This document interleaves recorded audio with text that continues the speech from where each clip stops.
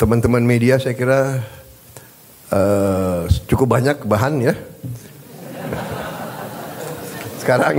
Sekarang akan saya sampaikan hal-hal yang belum perlu Anda dengar. Kan begitu kan? Saya kira media ini masih muda-muda ya.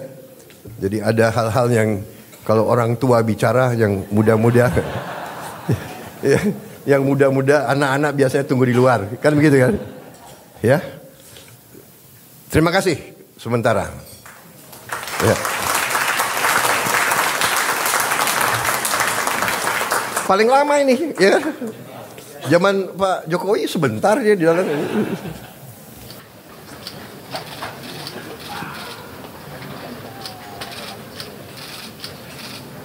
Presiden Prabowo Subianto memimpin sidang Kabinet Paripurna di kantor Presiden, menandai 3 bulan masa pemerintahannya.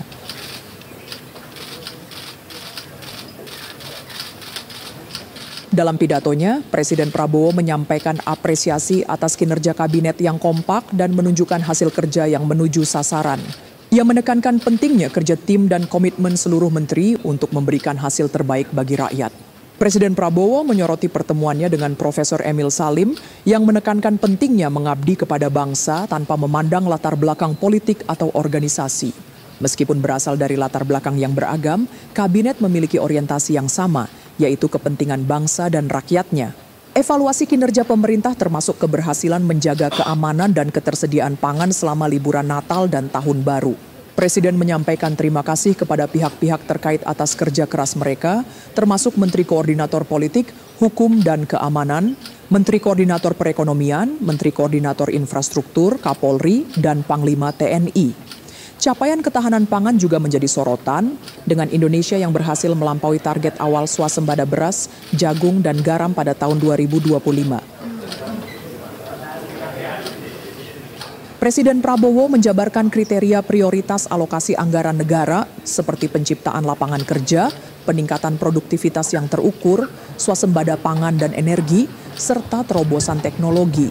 Ia menekankan pentingnya penghematan dan efisiensi anggaran dengan target pengurangan sebesar 20 triliun rupiah. Disebutkan juga program pangan bergizi untuk anak dengan sasaran 650.000 anak di 31 provinsi, dan ditargetkan seluruh anak Indonesia pada akhir tahun 2025. Presiden Prabowo meresmikan 37 proyek strategis di sektor energi terbarukan. Ia menekankan pentingnya melanjutkan pembangunan nasional sebagai estafet kepemimpinan dengan menghargai kontribusi para pemimpin terdahulu. Yang saya hormati Wakil Presiden Saudara Gibran Rakabuming Raka, para Menteri Koordinator Kabinet Merah Putih, para menteri, para kepala badan, Jaksa Agung, Kepala BIN, Kapolri, Kasat mewakili Panglima TNI yang sedang dinas ke luar negeri, serta seluruh wakil menteri dan anggota Kabinet Merah Putih yang saya banggakan. Hari ini saya mengundang seluruh kabinet untuk kita melaksanakan sidang paripurna. Tentunya ini adalah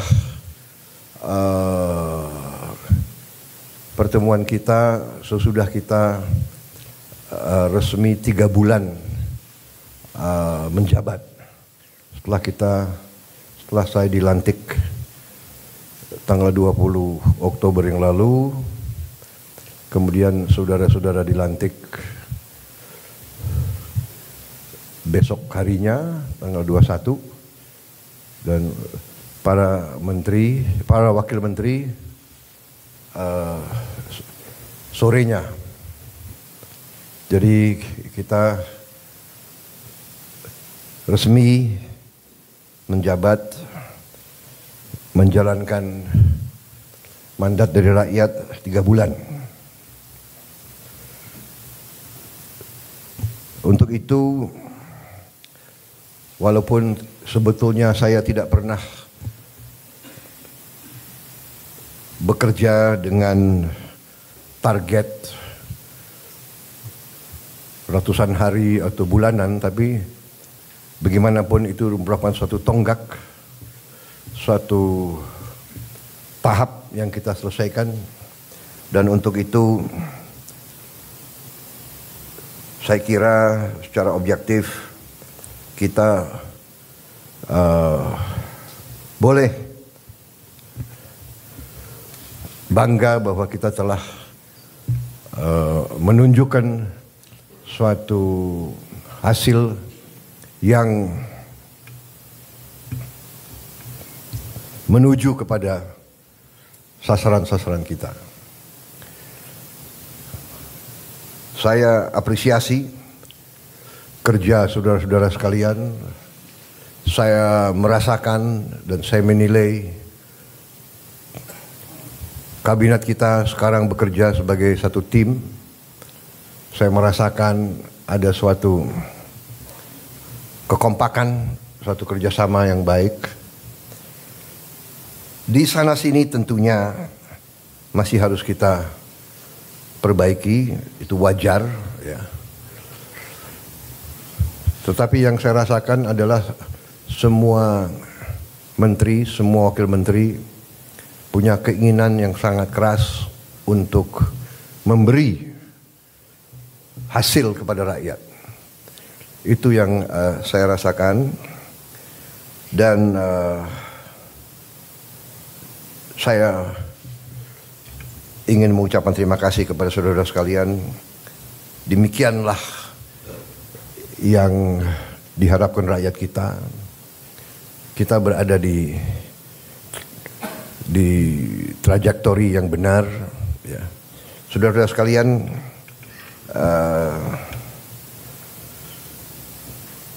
saya tadi pagi kebetulan berjumpa dengan Profesor Emil Salim, seorang senior, usianya 94 tahun, berkali-kali jadi menteri. Ya, beliau menyampaikan pesan-pesan, menyampaikan harapan-harapan, dan menyampaikan apa-apa yang beliau jadikan pegangan beliau.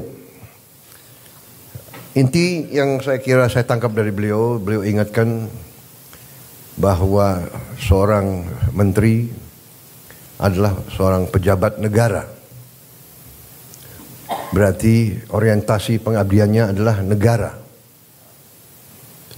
Kita dari sistem politik kita adalah politik konstitusional, di mana politik kita dijalankan melalui partai politik. Kedaulatan rakyat dilaksanakan melalui partai politik, melalui perwakilan.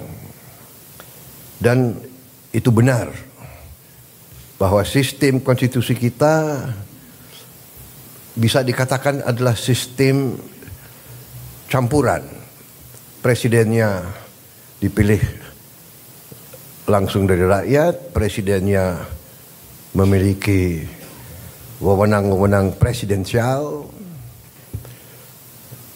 tetapi parlemen, DPR memiliki wewenang pengawasan, wewenang anggaran yang sangat besar. Dengan demikian kita telah menjalankan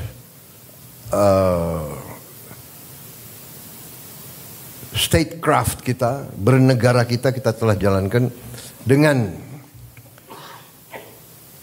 tahap demi tahap, tahun demi tahun, melalui pengalaman, melalui cobaan, melalui rintangan, tapi tahap demi tahap kita telah maju, telah menyelesaikan masalah-masalah bangsa dan masalah-masalah negara.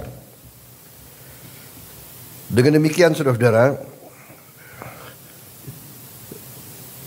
apa kemarin yang atau apa yang tadi disampaikan sebagai harapan para senior kita diingatkan bahwa sebagai pejabat negara orientasi kita pertama untuk negara. Kita memang ada yang berasal dari partai politik, ada yang berasal dari organisasi kemasyarakatan dan sebagainya. Ada yang berasal dari dunia akademi, dunia ilmuwan, ada yang dari NGO, dari LSM. Tapi begitu kita sudah disumpah, begitu kita menjabat sebagai pejabat negara, orientasi kita, kepentingan kita adalah untuk negara. Dan untuk itu saya ucapkan terima kasih karena saya rasakan walaupun begitu banyak tokoh-tokoh dari berbagai latar belakang, tapi yang saya rasakan sekarang orientasi kita adalah kepentingan negara, kepentingan rakyat. Dan saya kira ini dirasakan oleh rakyat kita. Saudara-saudara, dari hasil sementara kita merasakan bahwa pemerintah kita efektif. Di akhir tahun 24, liburan hari Natal, tahun baru berjalan dengan lancar, dengan aman. Untuk itu saya ucapkan terima kasih kepada seluruh pejabat terkait dan jajarannya yang telah bekerja keras, Menko Polkam, Menko Infrastruktur, Menko Pangan, semua Menko, Kapolri, Panglima TNI yang bekerja keras menjamin keamanan, keselamatan, Menteri Perhubungan, Menteri BUMN, dan semua menteri-menteri lain yang saya monitor turun ke bawah, turun ke lapangan, monitor perkembangan. Kita juga membuktikan bahwa pemerintah kita efektif. Pemerintah kita bisa menjalankan administrasi negara dengan handal. Saudara-saudara, bagaimanapun di bulan-bulan yang kritis tersebut biasanya ditandai oleh banyak kecelakaan lalu lintas, ditandai oleh ketersediaan bahan pangan, bahan-bahan pokok yang penuh dengan fluktuasi harga dan sebagainya. Kali ini kita berhasil untuk menjalankan suatu keadaan yang stabil, penuh ketenangan, penuh kesejukan. Di tengah banyak dunia dilanda konflik, ketegangan, krisis, bahkan perang, kita mampu menjaga kesejukan, ketenangan, perdamaian di negara kita. Saudara-saudara sekalian, saya juga terima kasih dalam 3 bulan kita telah memberi bukti kepada rakyat kebijakan-kebijakan kita adalah kebijakan-kebijakan yang berpihak kepada rakyat, berpihak kepada kepentingan negara. Yang pertama tentunya saya menyampaikan apresiasi kepada Menteri Keuangan dengan semua timnya yang telah menyusun APBN dengan baik, dengan cermat, kerja keras, karena saya terus-menerus monitor, saya terus-menerus menuntut penghematan, efisiensi. Saya menuntut keberanian memotong hal-hal yang tidak esensial. Saya tegaskan bahwa kriteria anggaran yang akan kita laksanakan, kriteria pertama adalah harus bisa menciptakan lapangan kerja. Sudah saya katakan berkali-kali. Kedua, harus meningkatkan produktivitas. Produktivitas ini harus bisa diukur dengan kuantifikasi. Berapa devisa yang dihasilkan? Berapa devisa yang dihemat?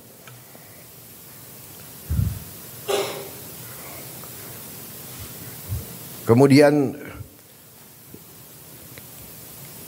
kriteria selanjutnya adalah harus mengarah kepada swasembada pangan dan swasembada energi. Kita harus mampu memberi makan kepada seluruh rakyat Indonesia. Tidak lagi import, dan saya terima kasih kepada jajaran menteri-menteri yang telah melaporkan kepada saya tahun 2025 lagi, tahun 2025 ini kita tidak akan import beras lagi, tidak akan import jagung lagi, tidak akan import garam lagi.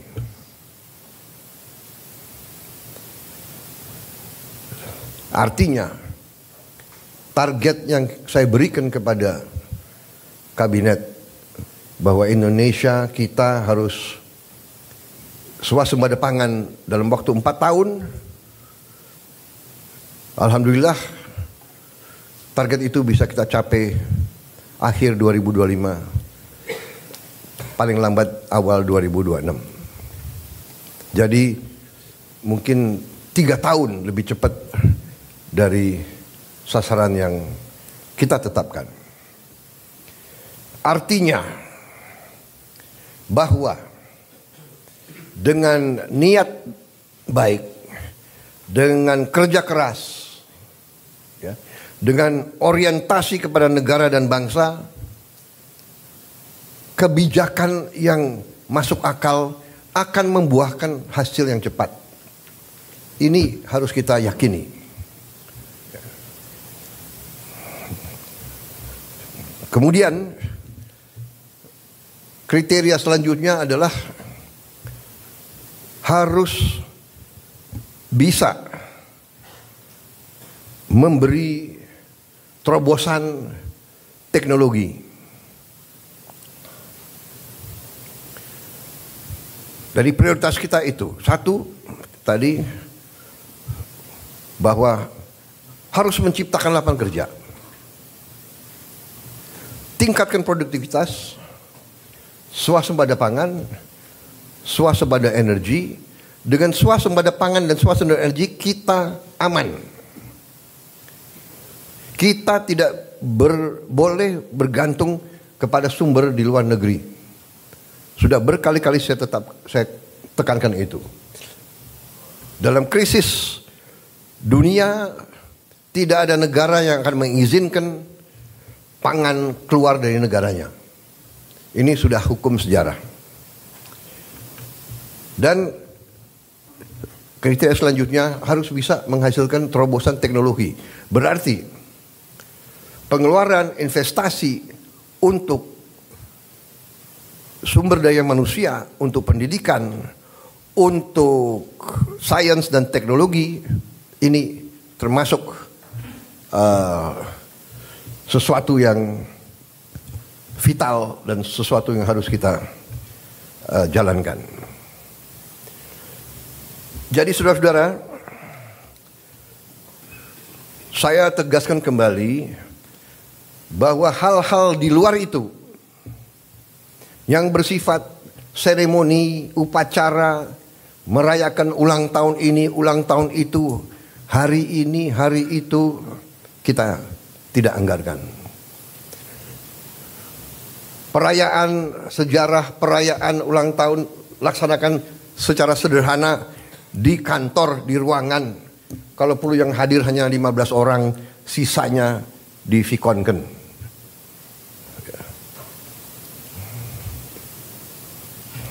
Perjalanan dinas dikurangi. Saya potong setengah. Dengan setengah kita bisa menghemat 20 triliun lebih. Kalau kita hitung 20 triliun, berapa puluh ribu sekolah, gedung sekolah bisa kita perbaiki.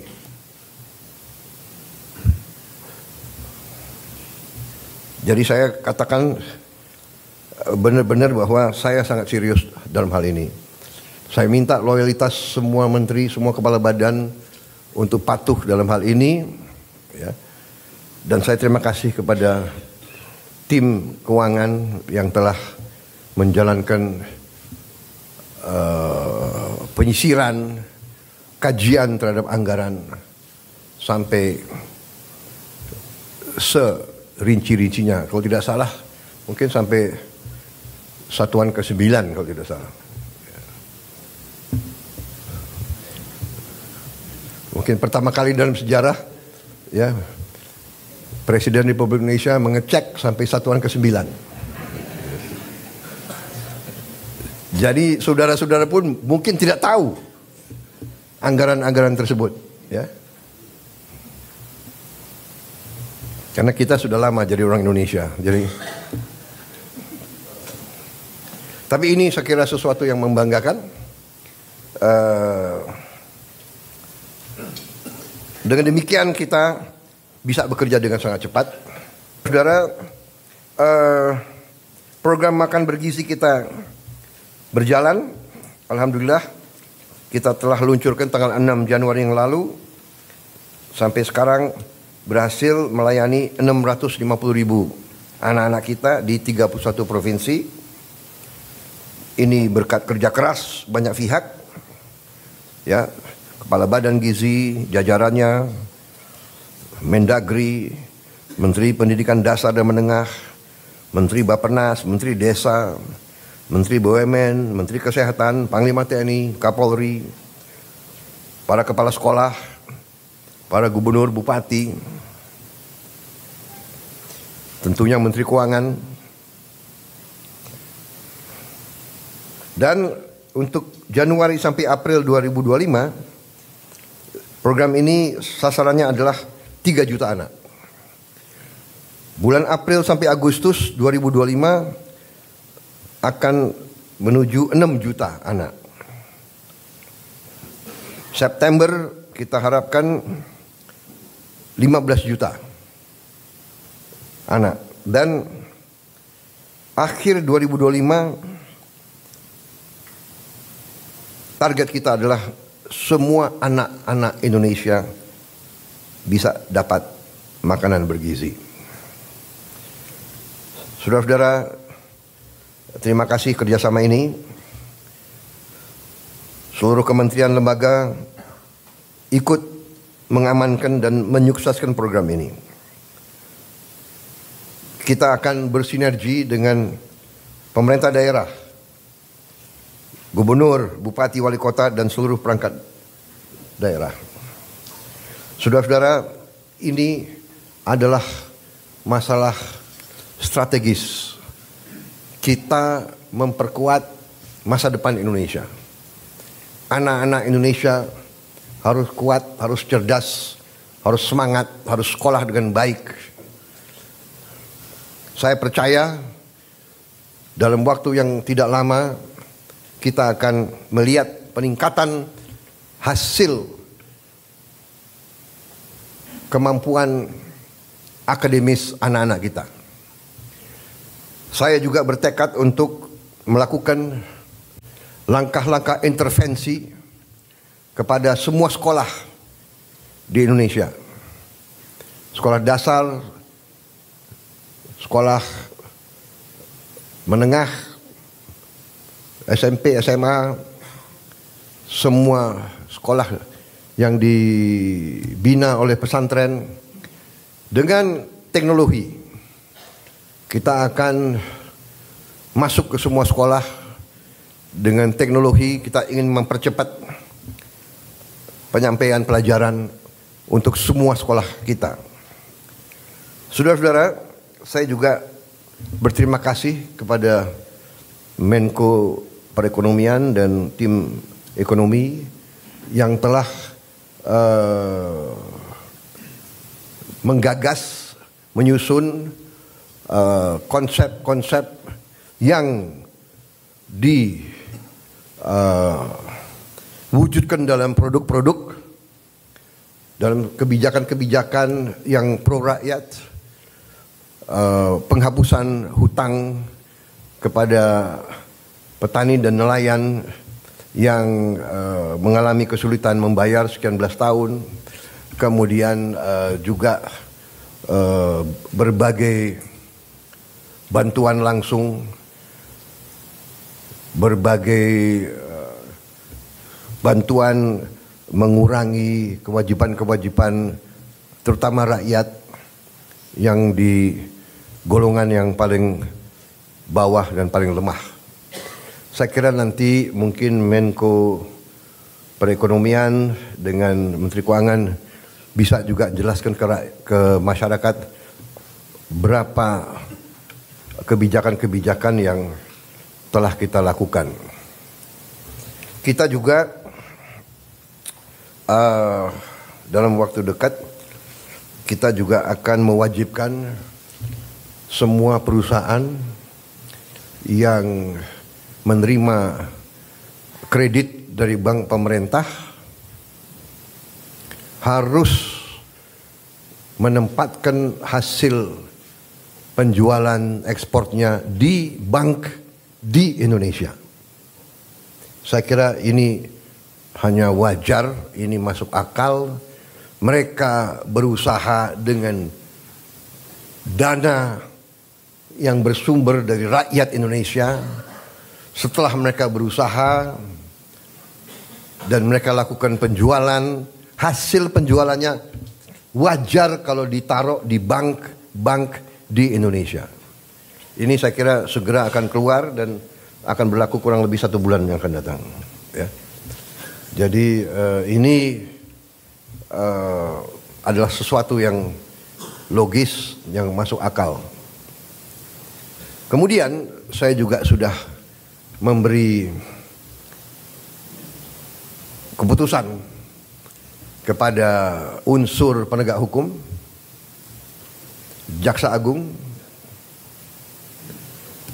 BPKP, Kapolri, dan Panglima TNI untuk menegakkan hukum dan aturan khususnya bagi perusahaan-perusahaan yang melanggar ketentuan-ketentuan pertanahan dan hutan.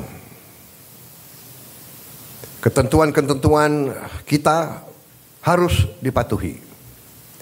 Tidak ada yang memiliki perlakuan khusus. Bagi mereka yang sudah diberi kesempatan berkali-kali untuk menyelesaikan kewajiban-kewajibannya dan tidak melakukan, ya pemerintah akan melaksanakan kewajibannya, mencabut izin dan menguasai kembali lahan-lahan tersebut. Apalagi lahan-lahan itu adalah hutan lindung dan sebagainya. Jadi ini juga langkah yang akan kita laksanakan. Saudara-saudara sekalian, saya juga sangat berterima kasih kepada banyak jajaran. Baru hari Senin kemarin saya mendapat kehormatan meresmikan 37 proyek strategis ketenaga listrikan nasional, mencakup 26 pembangkit listrik dengan kapasitas total 3,2 gigawatt serta 11 jaringan transmisi dan gardu induk di 18 provinsi. Sebagian besar dari pembangkit listrik ini adalah energi bersih, energi terbarukan. Saya kira kalau dicek nanti, ini mungkin peresmian terbesar dalam satu hari. Ini menunjukkan daya kemampuan kita. Ya, we can do it. Dan ini saya harus sampaikan bahwa ini hasil kerja keras pemerintah-pemerintah sebelum pemerintah kita. Jadi marilah kita selalu menghormati semua pihak, semua yang telah bekerja keras, pendahulu-pendahulu kita. Kita sampai di sini bukan seketika. Kita sampai di sini karena perjalanan jauh. Pembangunan suatu bangsa bukan pembangunan 1 tahun, 5 tahun, 10 tahun. Pembangunan suatu bangsa adalah puluhan tahun. Apa yang dirintis Bung Karno, kita nikmati sekarang. Apa yang diteruskan oleh Pak Harto, kita teruskan, kita nikmati sekarang. Demikian, presiden demi presiden, Pak Habibie, Gus Dur, Ibu Mega, Pak Jokowi, ini terus. Jadi contohnya saya baru 3 bulan menjabat, saya sudah resmikan proyek yang dilaksanakan mulai 2015, bayangkan. Jadi inilah yang saya minta menjadi alur bernegara kita. Kita ini melanjutkan suatu long march, perjalanan jauh. Estafet demi estafet kita terima. Baru nanti kita akan mencapai cita-cita kita. Saya sangat optimis bahwa kita akan sampai ke situ. Saudara-saudara, sementara itu yang saya sampaikan, teman-teman media saya kira